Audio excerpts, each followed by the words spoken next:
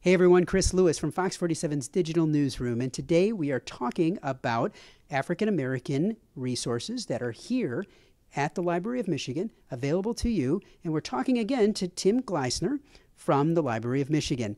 You're going to learn a lot about the resources that are available, as well as how they can help you to do research, to learn about your history, history in general, and more. So Chris, today we're in the rare book storage area. This is the area where we hold all the rarest materials of the Library of Michigan. Again, this library started in 1828, and we've been documenting the life of the library, or the state, all this time up until 2018. And today what I'd like to talk about are African American resources here at the Library of Michigan. So today I've pulled some of our rare items here, ranging around the state from Detroit to Lansing, just to show our viewers basically what is here at the Library of Michigan, a selection of resources that might help them in their genealogical and historical endeavors. So this right here, this happens to be just a couple of more documents that I wanted to show you. This happens to be the Detroit Urban League, their annual report from 1959, basically stating who they are and what the movement was and how to better the cities and the urban environment. And this is the president and executive director of the Urban League at that time meeting in Detroit. Next to it, Lansing's own son, Malcolm X. Here, this is a document from 1965 from George Brightman talking about Malcolm X's ideas and his social movement and why it was important. Stop there.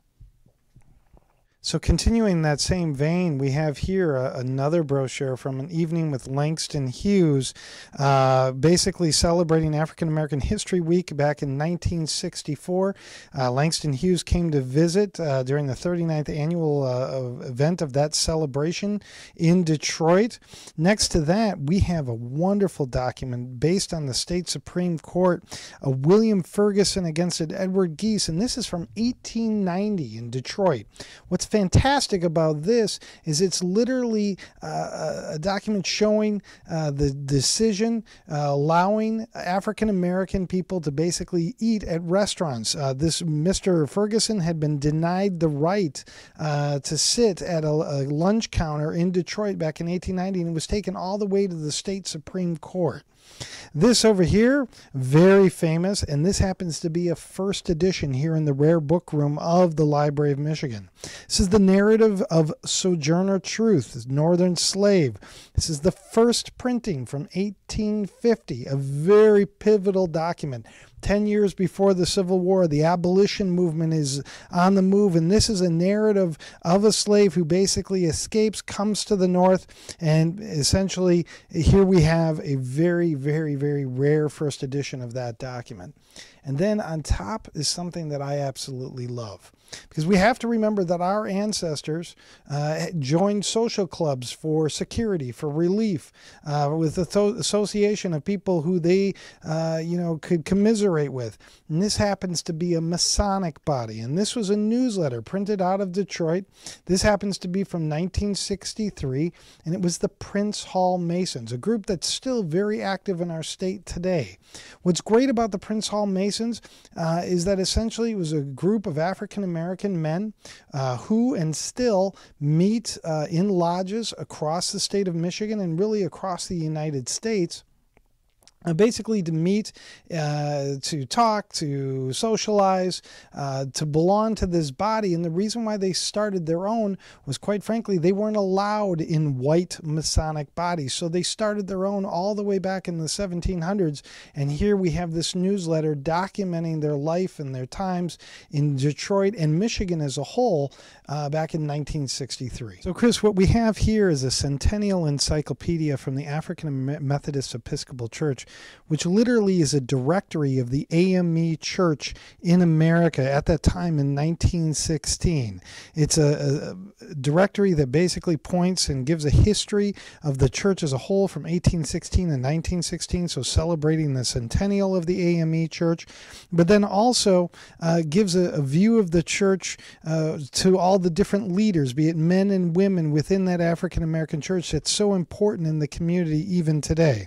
And next to it, locally, this actually happens to be a Centennial Booklet from around the same time, about 1915, of the African American Episcopal Church here in Lansing. And this actually happens to be a minister of that time in about 1915, a Reverend James or Jarvis. And so basically this is a specific piece that we have here at the Library of Michigan on the Lansing area.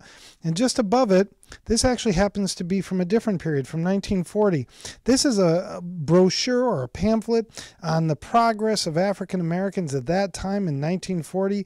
It was an exposition being held in Detroit and basically documenting the progress since the year of slavery being eliminated here in the United States in 1865 up until 1940. The last document I would like to talk to you today about, Chris, is really something that I find to be one of the most special documents in all of Michigan history. It's called the Michigan Manual of Freedmen's Progress from 1915. It was a state document that was done on the African American population of that time, really documenting the daily life, the progress, the people, the associations, the businesses of the African American community throughout the state. This is a document that you can't really find in most places, but it was done here in Michigan by the governor of that time to really document the progress and to celebrate the African American community. And anybody who is of African American descent in the state of Michigan needs to look at this work, especially if they want to know their history, know their genealogy, because we located within this book, in which I'm going to show you, we have pictures. We have pictures of houses, of businesses, of people where they went to Manistee and Cassopolis and Lansing and Detroit and Grand Rapids and literally inventoried all the people of that time to show how they were living good, respectable lives at that time, and really to document the history of that community here in the state. And the reason why I find this so important and why I find it to be just a beautiful, beautiful piece of work about a population that we can't always find a lot of information on. And this actually happens to be some pictures of houses around the state. The one that I'm holding up right here is Mr. Dungy's house here in Lansing in 1914. There are pictures like this all over this book of people, of businesses, of places, associations, fraternal orders, basically, again, documenting how people are living at this time in the African American community here in the state.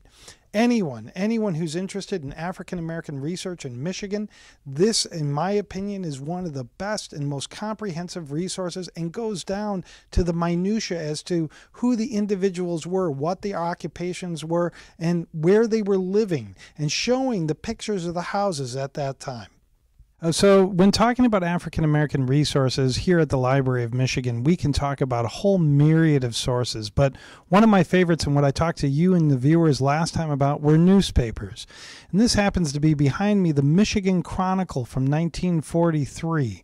And this statewide resource is here at the Library of Michigan, covering most of the 20th century, plus other African American newspapers such as the Detroit Tribune and others.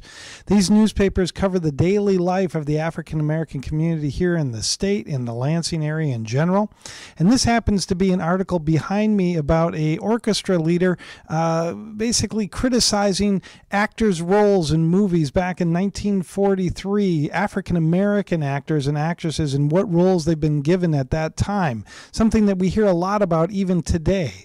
So these resources are available. If we have 2 copies, you're more than available to check the second copy out, and we can send it to your home library via Mailcat. But all those resources, Chris, happen to be here. And again, this happens to be the Michigan Chronicle, the statewide African American newspaper from 1943. And again, most of the 20th century is covered in just this one resource.